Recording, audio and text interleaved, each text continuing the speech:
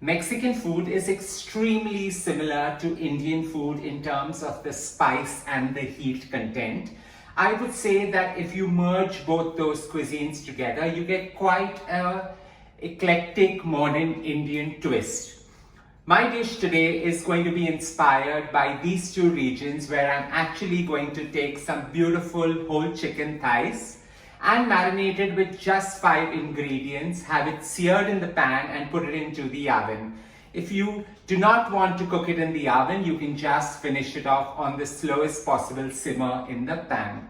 I love creating a huge batch of this because leftovers always get shredded and go into sandwiches, they go into tacos, and they go into wraps, creating new unique flavors in my home. Let's get to cooking my version of a Mexican-inspired pan-seared beautiful chicken thighs. Let's get to cooking it.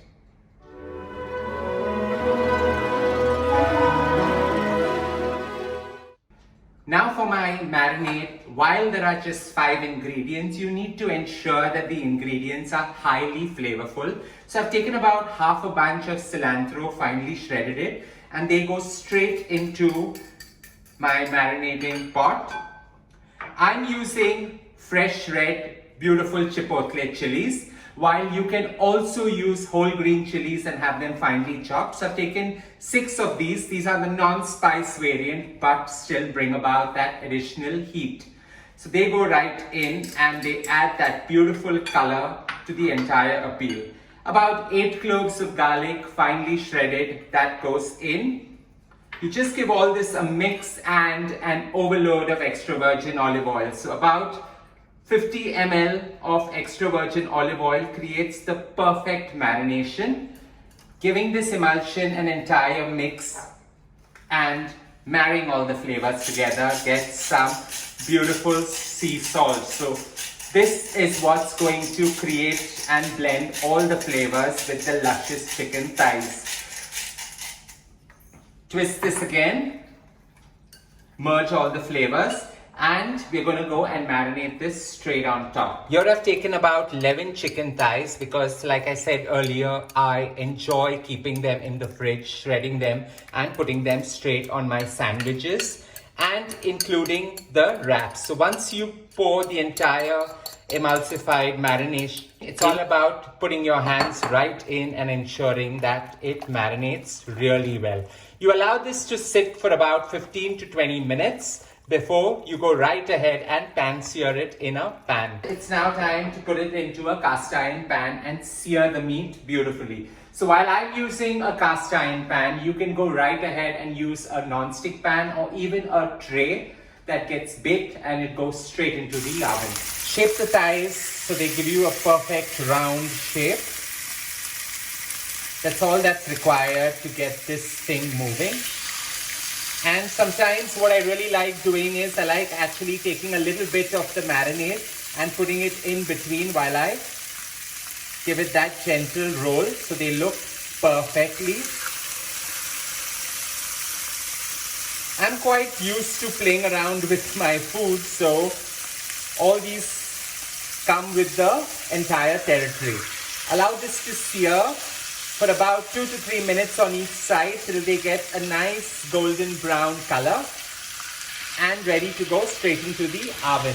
Now while this is searing gently, I'm just going to give it a little sprinkling of some sea salt, and this is going to allow the skin of the chicken thighs to actually get nice and crisp. Now while the meat has seared beautifully for 3 minutes on one side, it's time to now flip it and allow the side which has that generous sprinkling of salt to actually get a perfect golden sear.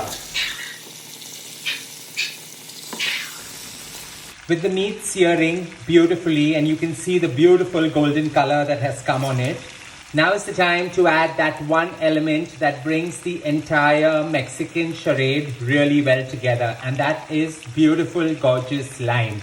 So I've taken 2 limes, cut them into really thick slices, and you just put them on each of the piece of chicken, and this goes straight into a preheated oven at 180 degrees Celsius for about 20 minutes till it gets the perfect golden crunch. In that goes for 20 minutes. Here we have it, 20 minutes, and the chicken has roasted perfectly well, giving it the perfect char, and at the same time ensuring that the lime that we put on top releases a bit of its juices, giving it quite a tart yet very citric kind of taste.